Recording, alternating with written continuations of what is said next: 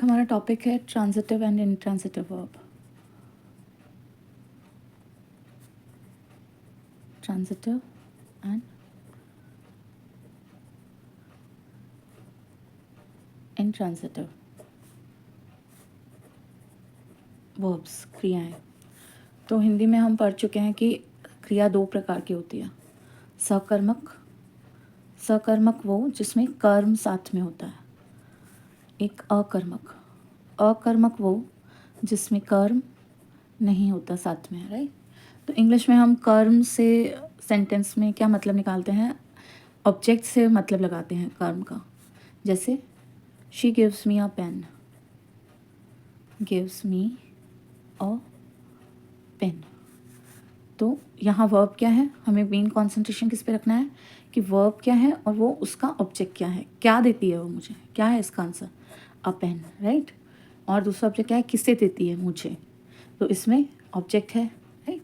Mostly verbs में क्या है, ऑब्जेक्ट जिसमें भी होगा उसको हम क्या बोलेंगे, ट्रांजिटिव वर्ब।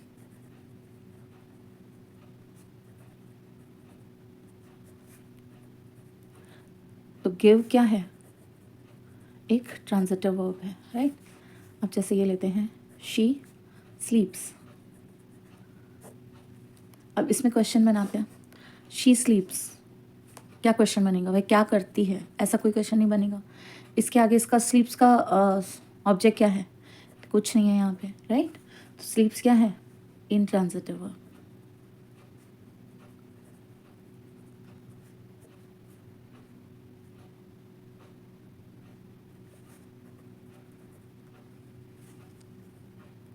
तो कुछ और एग्जाम्पल देखते हैं, जैसे ही कम्स।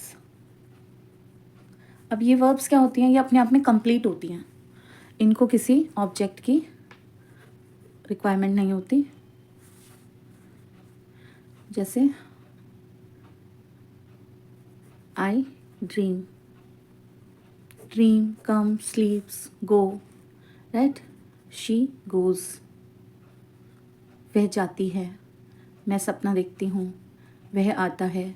तो इन वर्ब्स को किसी भी ऑब्जेक्ट की रिक्वायरमेंट नहीं है, ये कंप्लीट है अपने आप में। अगर यहाँ अब जैसे मैं लगा देती हूँ शी टेक्स, ये जो वर्ब है ये कंप्लीट है, शी टेक्स, वह लेती है, क्या लेती है।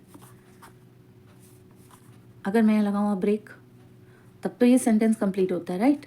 शी टेक्स, टेक्स के आगे कुछ ना कुछ हमें चाहिए ऑब्जेक्ट। लेकिन आई ड्रीम, मैं सपना देखती हूँ, या शी गोज, वह जाती है, ही कम्स, वह आता है, इससे सेंटेंस कंप्लीट हो जाता है, पूरा सेंस दे रहा है ये सेंटेंस एक, राइट। ये भी एक सेंटेंस है, ये भी एक सेंटेंस है। लेकिन शी टेक्स में इतना बोल के रुक जाती हूँ तो ये एक सेंटेंस है, नहीं है। ओनली वर्ब लगा के रुक जाती हूँ तो ये सेंटेंस नहीं है। जब तक ये नहीं लगेगा ऑब्जेक्ट तब तक ये सेंटेंस नहीं है। लाइक आई केयर, मैं केयर करती हूँ, ये एक सेंटेंस है, राइट, सेंस दे रहा है। मैं लिखती हूँ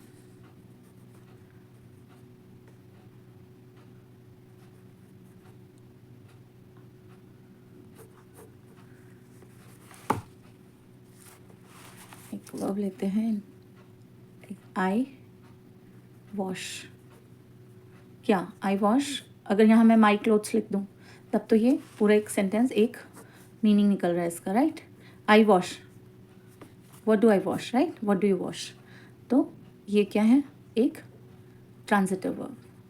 जो अपने आप में कंप्लीट होती है वो होती है इंट्रांजिटिव, और जो कंप्लीट नहीं होती है, जिसके लिए ऑब्जेक्ट की ज़रूरत होती है, वो क्या होती है, ट्रांजिटिव। ट्रांजिटिव और इंट्रांजिटिव। इंट्रांजिटिव अकर्मक, जिसमें हमें कर्म की रिक्वायरमेंट नहीं है, ऑब्जेक्ट की ज़रूरत नहीं है, वो अपने आप में क्या है, कंप्लीट है, सेंटेंस का मीनिंग निकल रहा है पूरा, राइट। लाइक मैं एक और ट्रांजिटिव लेती हूँ, she sings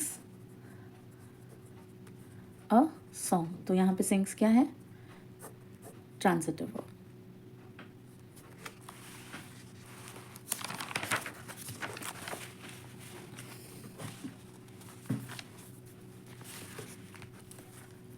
they run, they run, complete हो जाता है सेंटेंस। वे भागते हैं, राइट, किसी और चीज़ को लगाने की ज़रूरत नहीं है, मीनिंग दे रहा है, मीनिंग दे रहा है सेंटेंस की, वे भागते हैं, दे रन। तो रन क्या है, ऑब्जेक्ट नहीं लगाया हमने, तो इन, इन Transitive.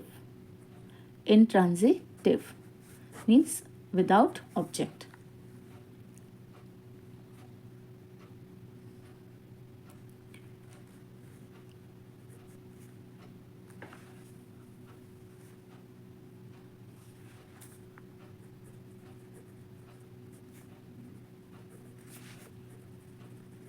I take my books. तो टेक क्या है? ट्रांजिटिव. क्यों? क्योंकि हमने इसमें ऑब्जेक्ट लगाया है. Transitive verb. जब हम एक्टिव पैसिव बनाएंगे तब हम देखेंगे इन ट्रांजिटिव के पैसिव वॉइस नहीं बनते. राइट.